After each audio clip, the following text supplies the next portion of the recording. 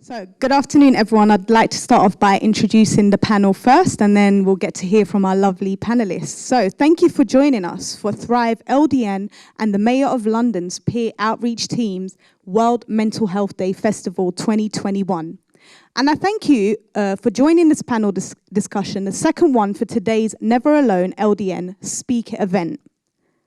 I'm Laughta, a music artist, as well as a presenter on Represent Radio and COO of Women in Control. I'm really excited to be here today. I'm also performing and chairing today's discussion, and I'm joined by an amazing panel. I'll let them introduce themselves in just a moment, but before that, we're going to start this Never Alone LDN panel discussion by putting this question to the panel. How has the pandemic impacted feelings of loneliness and disconnect, and how can we rebuild connection? A topic that I'm sure will be relevant to many of us here today. So we'll be coming to the floor to also ask your thoughts and views throughout the discussion. If you'd like to contribute, just raise your hand and we'll find you a microphone. I do really want this to be as engaging as possible, so feel free to chip in whenever you want. And wherever you're watching this conversation, you can join the conversation through social media using the hashtag NeverAloneLDN. I think we should get started. So let's kick this off by welcoming our panelists, Kate, Anmol, António, and asking them to introduce themselves. Kate, kick us off. Hi, everyone. Is this volume okay with the mic? Great. I'm Kate Samuelson, and I'm the co-founder of the Cheapskate London newsletter. And just to briefly explain Cheapskate, it's a free weekly email newsletter that lands in people's inbox every Monday morning. And my co-founder and I handpick the best free events that are happening each week. So that could be anything from plays and films to workshops and talks, a bit of everything really. And the idea of Cheapskate is that it helps everyone make the most out of London, which we all know is an unbelievably expensive city, without, spending any money. And it means that all these events are accessible to people no matter what they're earning. Brilliant, and well done for setting it up. Thanks. Anmol, do you want to go? Yeah, thank you. Hi, everyone. My name's Anmol Singh. I am a peer outreach worker. I'm also a young people's activist and a recent law graduate. So yeah, I'm all about making a change and helping young people find their voice. Wow, thank you. And I believe you as well. Sounds so passionate. António. Yeah, hi everyone. So I'm a 23-year-old student currently studying psychology with cognitive neuroscience. Alongside that, I'm also a young black male's mental health ambassador, activist, speaker, lived experience, media volunteer and consultant. And my USP at this moment is I helped consult EastEnders on their schizophrenia storyline. So I'm all about working in the media and just changing the narrative on young black males' mental health. Wow, thank you. That's a lot there, but very important as well. And I commend you for doing everything that you're doing. So I just want to draw your attention back to the question before we kick this discussion off. So how has the pandemic impacted feelings of loneliness and disconnect? And how can we rebuild connection? So this is a question to everyone. How did you feel the pandemic impacted on your feelings of loneliness and ability to connect? Would anyone like to kick us off? Yeah, I'm happy to. It's funny because when I hear this question, my experience of the pandemic was living in a house share with 3 other people and feeling like I basically never got my own space. So when I think about it, I think, was I lonely? But actually, because I was around people all the time, I think I wasn't lonely in that sense and actually craved my own space a bit because I wasn't kind of having that, going out to the office and having that separation. We were all just on top of each other. But I think in other ways, I did experience loneliness because I was used to working in an office, which I really enjoyed, and being around people who I loved the company of. It was a huge reason why I enjoyed my job as much as I did. And when that was then kind of taken away from me and I started home working and I actually haven't been in the office since then, I think I then really did realise that I felt a bit lonely at work and I really missed that human interaction. Absolutely, and I think a lot of people kind of brush over if you're living, like, for instance, in crowded conditions, or you're a parent with several children, and now you're having to work from home, all the stress of that, no one in this world, the whole entire world, anticipated it. So I can't imagine the stress, really, even though my family, same situation, you know? So it's like everyone's living on top of each other and being together 24/7. You're only allowed to go out once a day. Like you said, even though you may not have felt lonely, you missed that human interaction, and it actually created a lot more stress. So thank you. António. Yeah, I think, you know, for me, my situation's a bit more different, I guess, if that's how I say it. Primarily because, so I'm diagnosed with schizophrenia and emotional personality disorder. During my peak time of my mental illness, I spent 2 years sectioned in a mental health institution. In that time, I think I realized a lot that loneliness isn't something that we ask for. You know, when people say, oh, I can do this by myself, I can get by with my own, that's not loneliness, that's your comfort zone. You can be in your comfort zone, peachy, but loneliness is something that's forced on you, which is the lockdown. However, from that experience, I also learned that if I change the way our struggles are determined by our perspective. Do you understand? So if we change how we view what's going on around us, what the language you use to describe it, you know, it completely changes your mindset. And so for me, the lockdown, obviously having that experience, I learned it's not a lockdown because we're all going through it together. When I was in section, I was pretty much, you know, by myself looking out the window. What are my friends doing right now?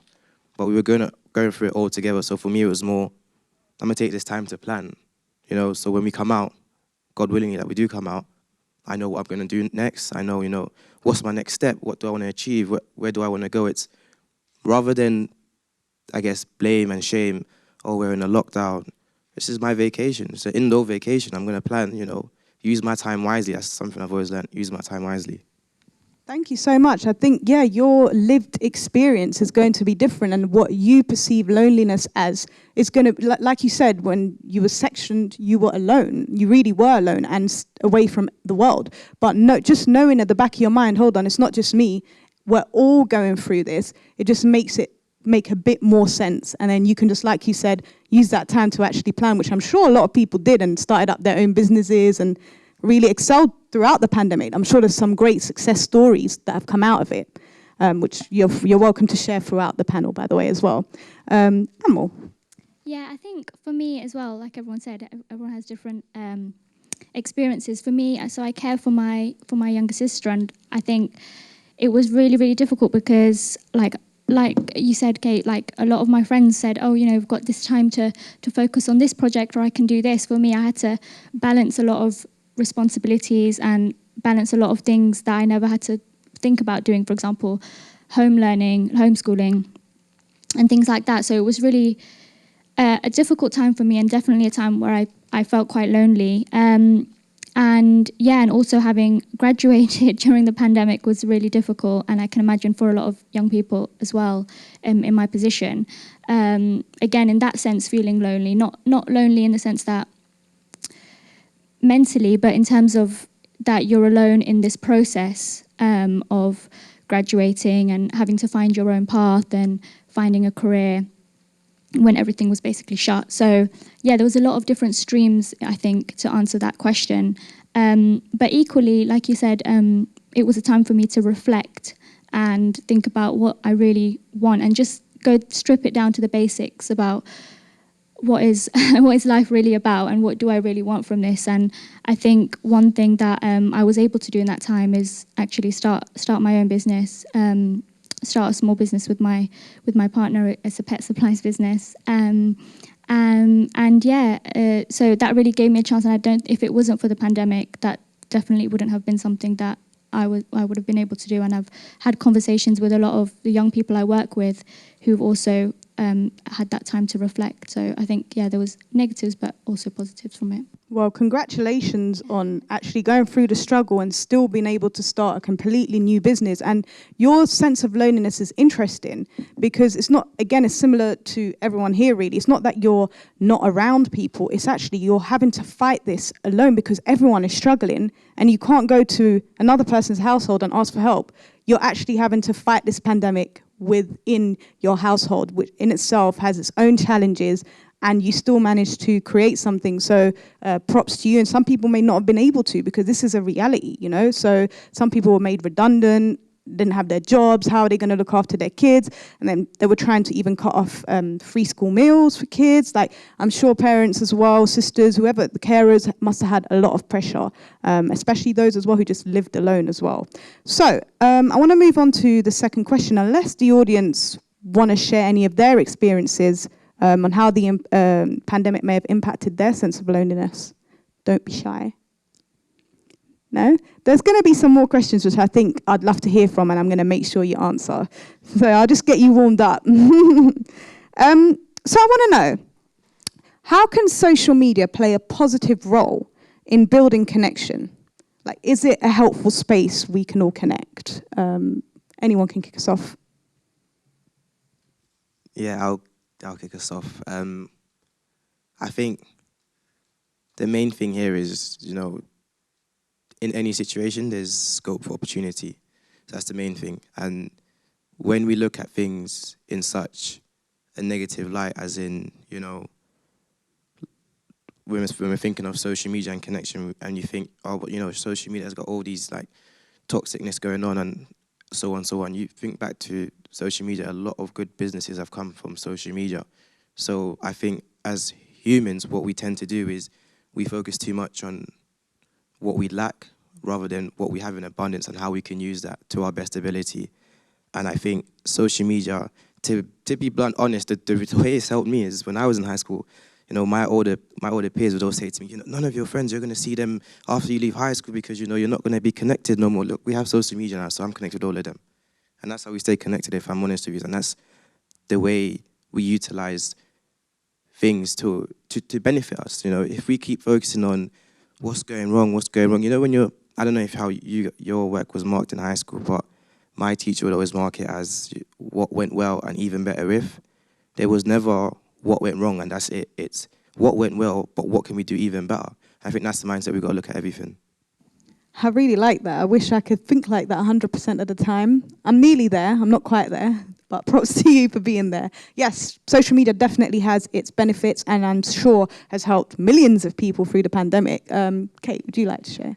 Yeah, I think it's a bit of a double-edged sword. I think that I'm definitely guilty, as I'm sure a lot of people here are, of seeing other people on social media, whether that's friends or celebrities having amazing times, you know, doing great holidays, having amazing food, basically leading a glamorous lifestyle, and you can't help but sometimes compare yourself to other people, and it can make you feel bad about yourself. This is something that everyone knows. I'm just stating the obvious, really. But I think, on the other hand, as you mentioned, actually, social media can be really helpful for small businesses. It can connect people. I've found through Cheapskate, because obviously the email itself is an email newsletter, but we also have a big Instagram account at Cheapskate London, if anyone wants to follow us. But we like to share information about free events there and get a lot of engagement. So I hope that we're using social media to help people connect to others and find out about things that they wouldn't have necessarily known about. So I do think if it's used in a mindful way, it can be really helpful, but at the same time it is quite dangerous and can make you feel upset about yourself. No, absolutely. Social media definitely has impacted people's mental health in different ways, you know? So it's not going to be smooth sailing, especially where people are feeling in their most vulnerable state. You know, not everyone has the strength and ability in a you know, tragic moment of time to actually think positively, because they're faced with so many different things. And if someone out there is being flashy and it's like, oh, why have they got it so good? But you know what, like you said, it's all about perspective, and it's about saying sometimes people only show what they want you to see on social media as well, and don't read too much into it. Everyone's not going to show you their bad side of things on social media and what they're going through, really. And also just take it like a pinch of salt. See the post, keep it moving, use social media for your advantage. What is it that you need to achieve from it? Because it is, like you said, António, it's a platform, and you can literally connect and see it as a business. Yeah, I completely agree. I think that's exactly what I meant when I said about using it mindfully. It's about kind of being aware that everything isn't what you seem, and trying to use it to your own advantage, rather than let it become a tool that can make things worse for you. It's a very important conversation, so thank you. Can I just add on to that as well? Sorry, Laughta. I was just going to say as well, in terms of when you said being mindful, too much of anything is bad for you, whatever it is. So that's a good point. If you spend a lot of time on social media, then yeah, your brain starts to go in places it doesn't even need to. You're like, what am I doing? I've been scrolling for this long. And then you start thinking all these thoughts that have just been actually imposed on you. And you've allowed, our brains are very delicate. You know, we just absorb so much information at once and it can get draining. Yeah, no, I'd have to agree with Antonio's last point there about using it in moderation. I think that's something definitely a lot of us have had to learn.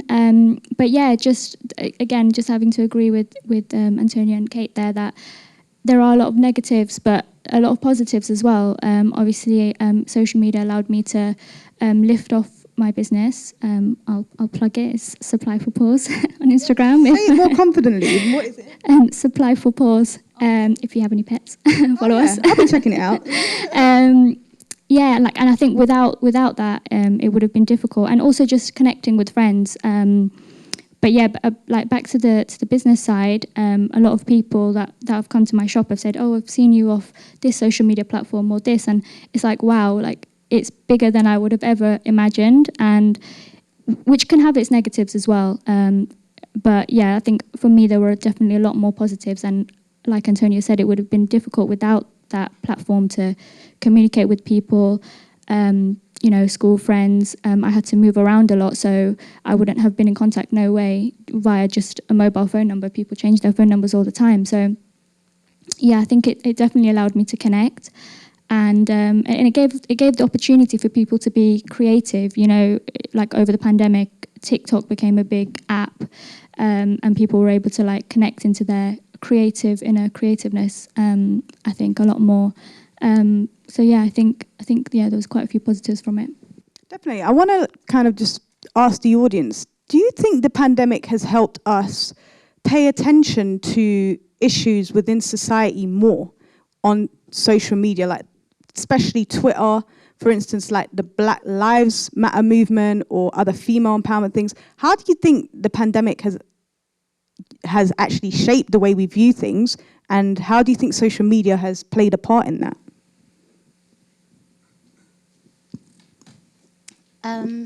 I think social media, it could go two ways, but I think predominantly it's a positive thing, because a lot of people have now sort of opened their eyes to all the problems and all the campaigns and stuff that people have been sort of talking about, and I think that's key.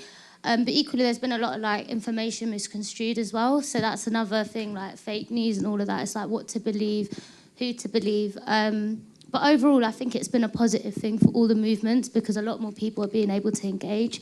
And I think the most beautiful thing is like how it's gone international. Like you can see with the farmers' protests, like that went massively like international. The Black Lives Matter movement. So yeah, there's a lot of positives, but also negatives. So that's enough from me. Anyone else like to say anything? No. Okay, I think it's definitely helped raise. Social media has definitely allowed everyone to pay attention to serious issues within society, and has actually started to bring about change, especially in the industry that I'm in the music industry.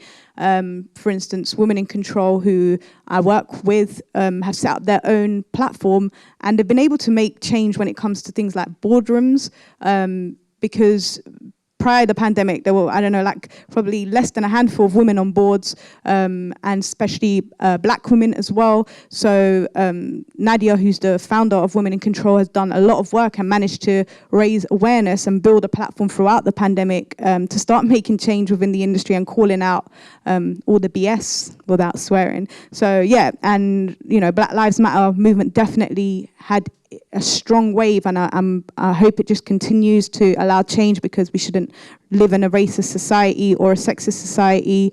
I do think social media can also be triggering in a way. you know, especially when we're talking about things like women's sexual assault, a lot of the cases that have been happening recently, and, you know, there's women that are still going through it now. So I think, yeah, just like you guys have said it, I think to sum it up, is social media definitely has its positives, but in moderation. Otherwise, yeah, it won't be too good for us. So how do we connect with those who aren't digitally confident or connected? That's a really important question. That's a good question, because I feel like everything has moved to digital. I know a lot of businesses and a lot of shops have had to close down because they can't afford the rent for that shop anymore, so they've moved to an online business instead. So it's quite difficult, because if you're not digitally competent in this day and age, it can be quite hard to navigate. But I know there are some organisations and some individuals that support those, for example, elderly people that may not know how to work a phone, or just people in general who can't afford, I think it's called device poverty or digital poverty, which kind of was highlighted a lot in the pandemic, when a lot of school children weren't able to do their homeschooling because they didn't have a computer at home. So, yeah, it's quite difficult. I think, I'm not sure. I'm not sure how you would navigate this new world that we live in without being digitally competent. But I think me, as a person with the skills and knowledge of navigating that world, I think we should do more to help those that can't, and offer our services and expertise where we can. And for example, if you have a spare device you don't need anymore, offer giving it to someone that may need it, and those type of things. But yeah, it's a difficult one. António? There's a theory in geography. I can't remember the exact name in geography. It was like years since I studied geography. But if someone remembers from my description, do throw it out there. But it's to do with sort of the resources in the world with humans.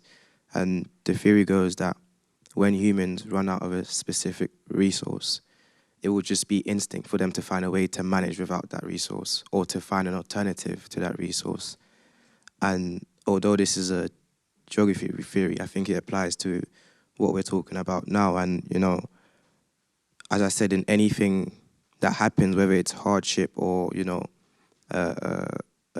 a beneficial situation, there's always scope for opportunity. So as you mentioned, you know, for the people who aren't so, you know, tuned digitally, there are now opportunities for you to be trained digitally. So it's always about, there is a way to everything, as long as when there's a will, there's a way, pretty much. And I as well think, like, to counter that, it does not hurt to say hi or smile at people when you see them in person.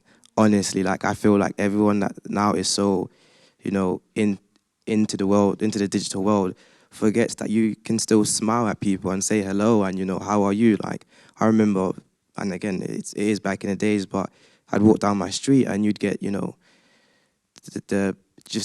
the residents, good morning, how are you? And I mean, at that time I was probably quite shy, and I didn't answer, just nod my head. But I mean, these are the things that we take for granted living in a digital world. So I think there's a way to still be connected in person, other than digitally as well. Absolutely. I definitely, especially when I see elderly people, whenever I walk past, I'm like, I make an effort. And I've actually had some people just go, oh, hello, because they're just shocked that someone's actually speaking. And culturally, like, I'm Lebanese, born in Nigeria, but when I'm in, like, Lebanon, for instance, you see people, strangers, you just say hello, and it's kind of normal there. And even in other countries, I've been to Spain, Italy, whatever, people like to just communicate. So there's no harm, and actually it can only help us, like you said. Yeah, I think I would even go as far as to say that outside London, people say hello to each other a lot more. It's something, yeah, this point about reaching people that aren't on the digital platforms is something that I think about a lot with Cheapskate, because we mainly promote through Instagram. We don't really have the resources to do lots of other types of promotion. We've done some flyering before, and that's something that I'd love to do again if we can. But another way that we actually do reach a lot of people is through the radio. which has been something that I didn't expect would be as successful in terms of converting people into Cheapskate subscribers, but it really is. And luckily, BBC Radio London have been great, and we've worked with them, and we actually have been on the radio, my co-founder and I, quite a lot of times to talk through the best free events coming up that week. And I think it's really good because we're reaching people that we would just never be reaching through Instagram and Twitter and the normal work that we're doing.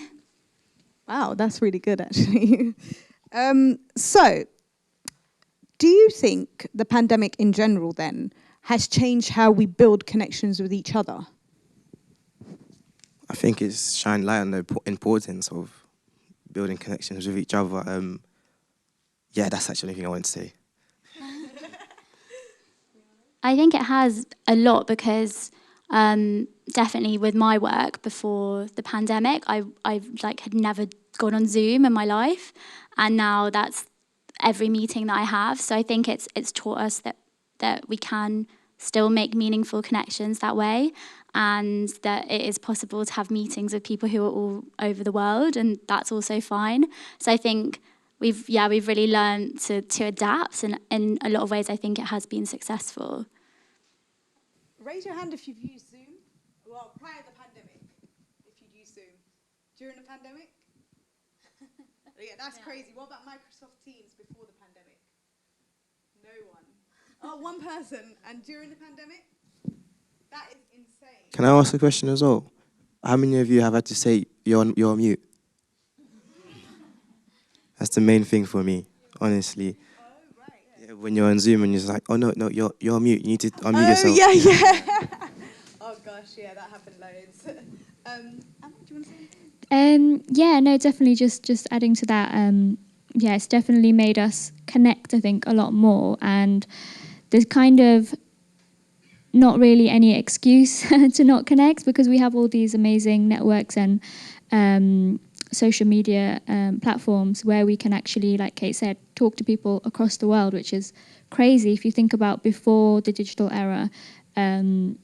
If you weren't able to travel, if you weren't able to go to these places, you just couldn't be a part of the conversation. Like, you can be a part of this conversation right now on social media, even if you're not here in the room with us, which is just amazing, I think. It's true, and you could even be hosting this from your bedroom, like I've done several panels from my room.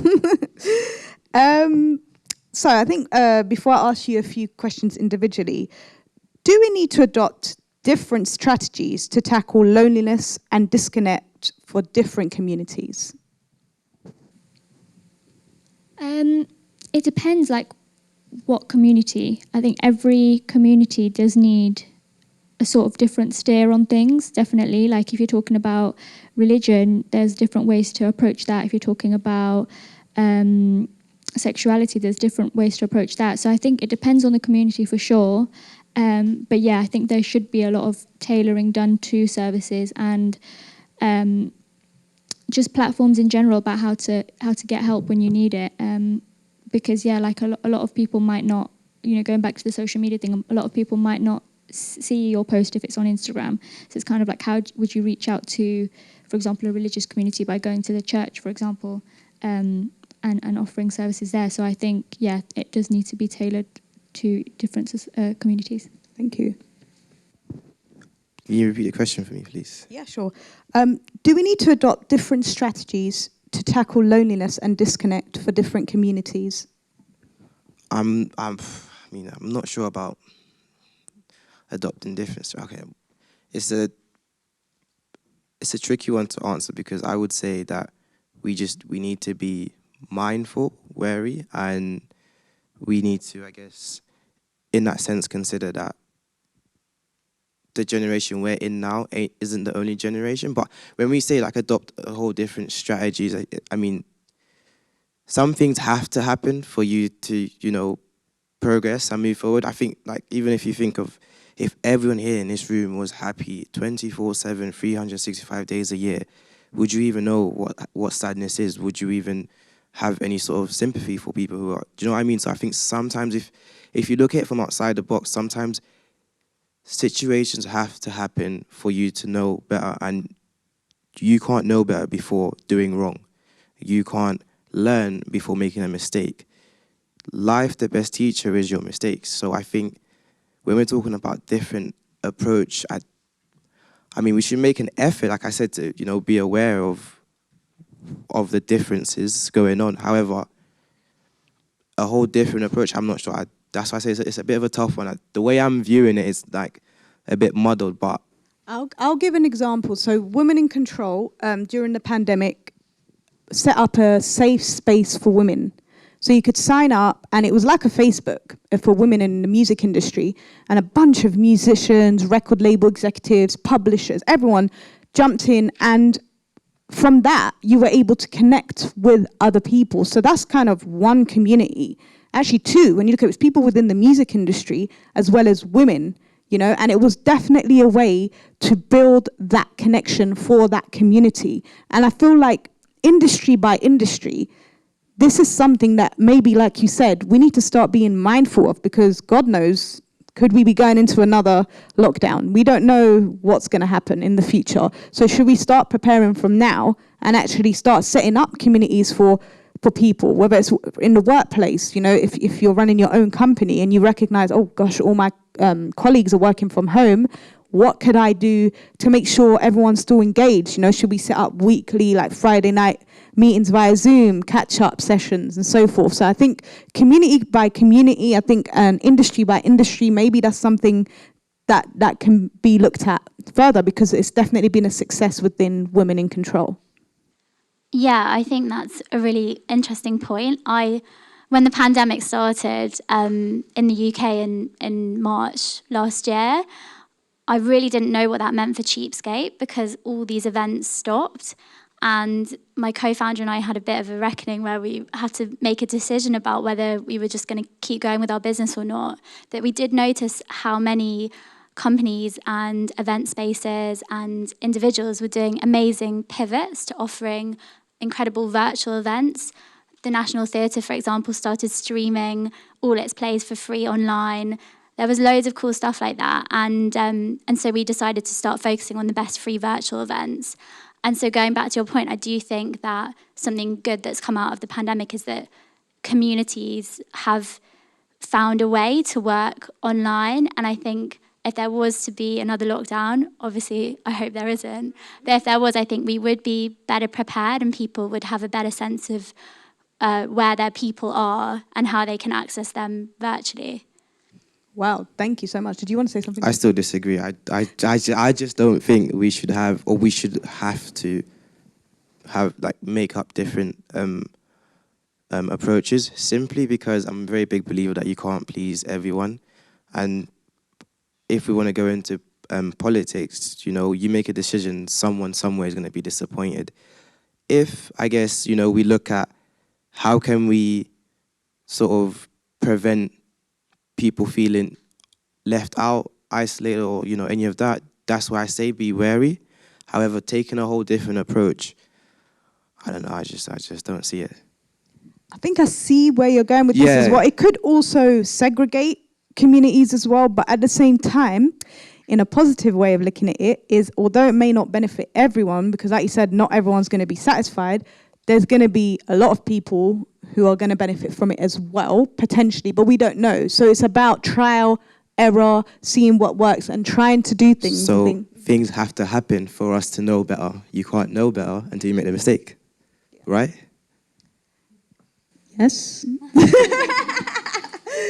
That's true, philosophically. I just wanted to add something as well to that. I get what you're saying, but I think what we can do is adopt, rather than looking at it like adopting a huge new approach, that's quite overwhelming, and to think we shouldn't have to do that, like António is saying. But like we can adopt smaller things, like you said, Laughta, about smaller check-ins, for example. Like one thing that the peer outreach team managers, Bex and Mark, did is they did weekly check-ins during the lockdown, which was so incredible, and I didn't really realise the positive impact that had on me until afterwards. And those smaller things, because we used to have monthly team meetings, we started having weekly ones, and it was just a really nice place for people to reflect and just let out their emotions. It was really informal, so small, that you could say is a new strategy, a new approach, but it was very small So I think we can do smaller things collectively and be I prepared. love that.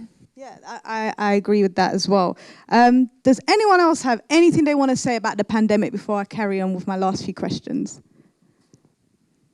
You're smiling. You literally been smiling the whole time. So give me one thing. How has the pandemic affected you, and how have you actually managed to deal with the pandemic?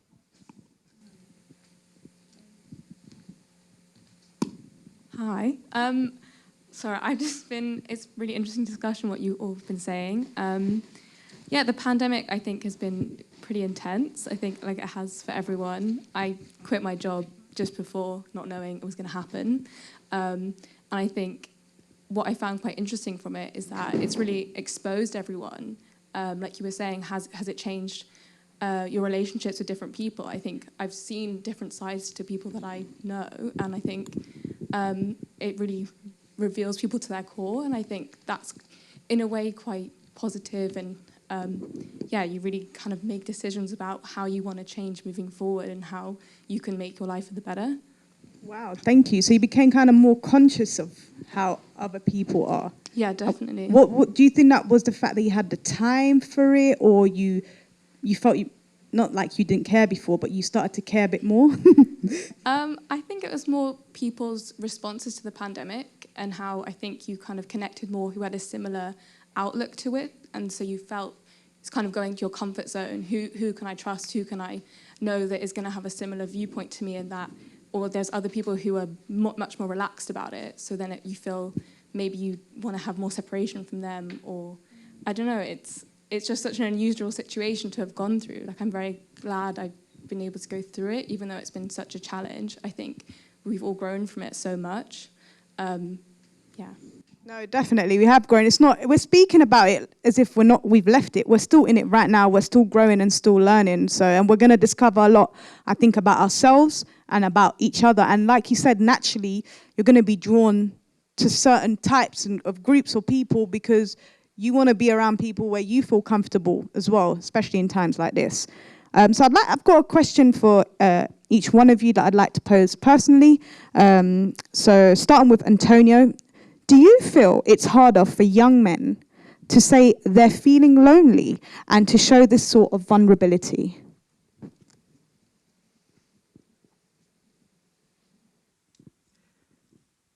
Simply put, yes. I'm trying to think of a philosophical answer here, though. I think there are 4 questions for young males that are very hard for them to ask, and one of them is what you mentioned. You know, the sense of like that you are lonely, and the other 3 for context is to say that you love someone, or that you need help, or that you're not okay, sort of thing. So all those 4, I think, are semantics of things that are very hard for young males to come out with. However, on a more positive light, I think the main thing towards it all is acknowledgement. It's, if I know that I'm feeling lonely, right, it's not always about, okay, so I'm feeling lonely and it's because of this and so on. Okay, it's all right, I feel lonely, but what am I going to do to change that? Because I think my biggest issue with, with people who, bring it up is, what are you doing to change it? You're obviously in that state, but what are you doing to change it? So it's almost as if you're stuck in the middle of the ocean. You don't want to swim back. We're throwing you the rope and you don't want to grab onto that rope. You don't want to come back. You simply want to sit in the middle of the ocean and be like, I'm drowning. Do you understand what I'm saying? So I think, yeah, it is difficult to come to those terms, but it's about acknowledging it.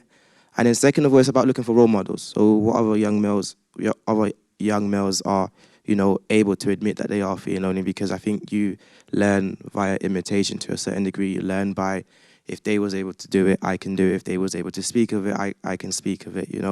If I see a young male is able to run a marathon, well then I'm a young male. Why can't I run a marathon? You won't know until you try, right? So I think all in all, it's just about giving the scope or the opportunity for young males to set that example, and the rest is just a snowball effect. It'll pick up eventually. And one of my biggest rules is to rely on progress and not conclusion. It's not about, okay, I'm feeling lonely, when will I not feel lonely? Rely on the progress you're making towards coming out of loneliness, not when will I be out of loneliness. Why do you think kind of young men may find it more difficult to open up?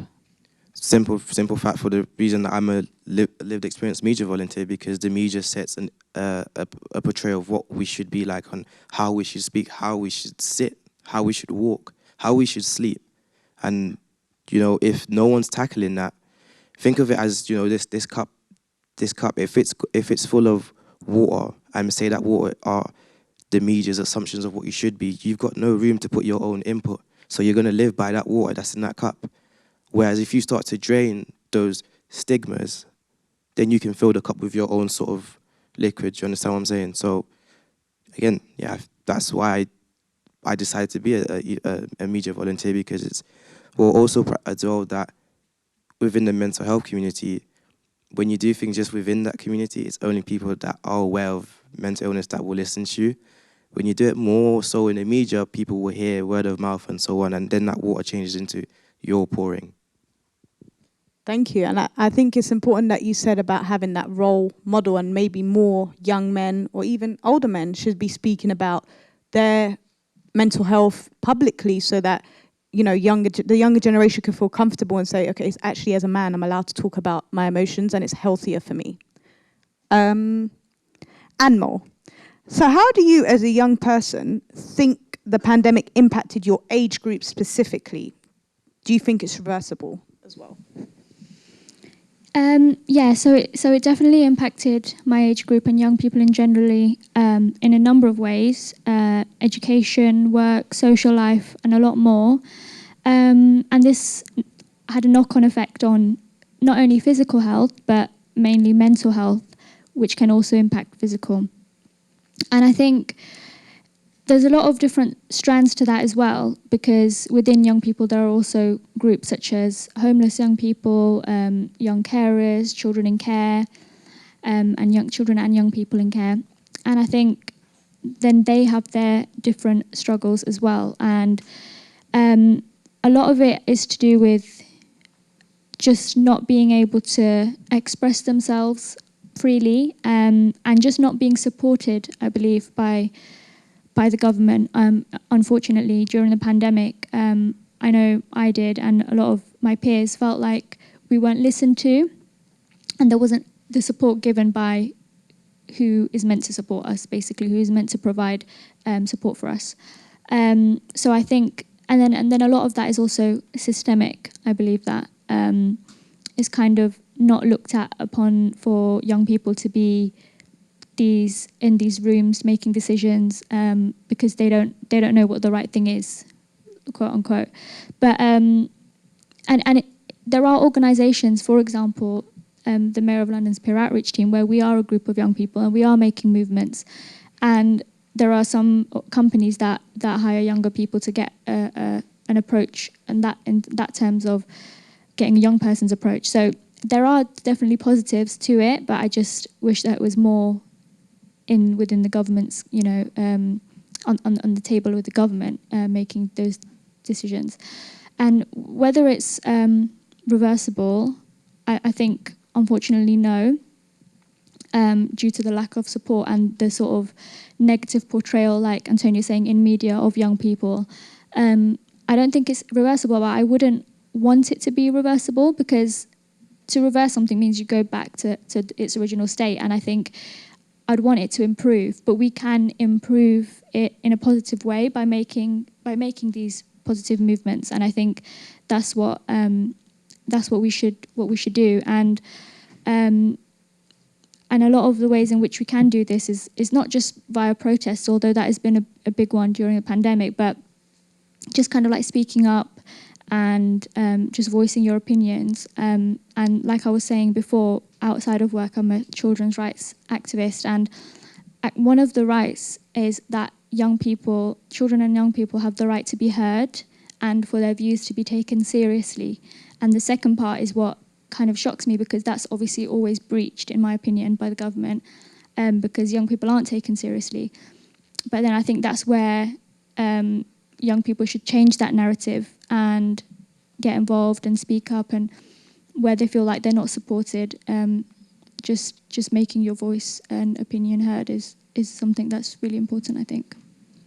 Thank you so much for sharing that. And it's actually extremely concerning that, you know, it is like that. And especially during a pandemic, to even feel that you weren't being listened to. And it's true, because a lot of students couldn't actually go into their lectures. And my brother's, he was at uni as well. And that was definitely a struggle. It's like there wasn't really anything done. And you just had to deal with it. And yeah, your problems are just as important, and you should be equally heard, and your problems need to be taken seriously. So doing things like this will also help, you know, just raise awareness, and your voice does matter. Kate, how has the pandemic impacted on the success of events such as the ones Cheapskate London curate? Has it changed the way we socialise for good? That's an interesting question. Because we've only really been promoting in-person events now for a couple of months, really, since the lockdown fully ended. And I was wondering whether we'd see a much lower uptake and whether people would be less interested or maybe cautious and wouldn't want to go. But actually, I think it's returned, at least from the data that I've crunched from our subscribers, it's returned to the levels of engagement and interest that we were seeing pre-pandemic, which I think is interesting and quite heartening at the same time. But I also think what's worth noting is that we made a decision to keep promoting free virtual events alongside in-person events, knowing that even though we've technically come out of the pandemic in terms of the lockdown being over, we still know that there are a lot of people out there that don't feel comfortable going and mixing with people. Maybe they've got an underlying health condition. They might be a carer for someone who does have one, or they just might not feel ready to do that. So we've made sure that we're still promoting those events. And these events are getting as much interest in our newsletter as the in-person ones, which I think is really interesting, because pre-pandemic, if we were to promote like a talk or something happening online, I don't think anyone would have really had much interest in that. So that's been a big learning, and I think that's really cool to see. I feel really pleased, because not only is it making it more accessible for people that might not feel comfortable, but it's also more accessible in terms of people being able to attend an event no matter where they are in the country. It's more accessible in terms of, you know, whether they might have a disability as well, they can still attend it. All these things mean that I think it's just great. Thank you. Okay. Sadly, I'm going to have to wrap this discussion up. I've just looked into the audience and seen a big word, wrap up. I did want to see if there were any questions from the audience. I'll squeeze in maybe one or two. No? Okay, great. Thank you to all our panelists. Can I get a round of applause? Because they've been amazing.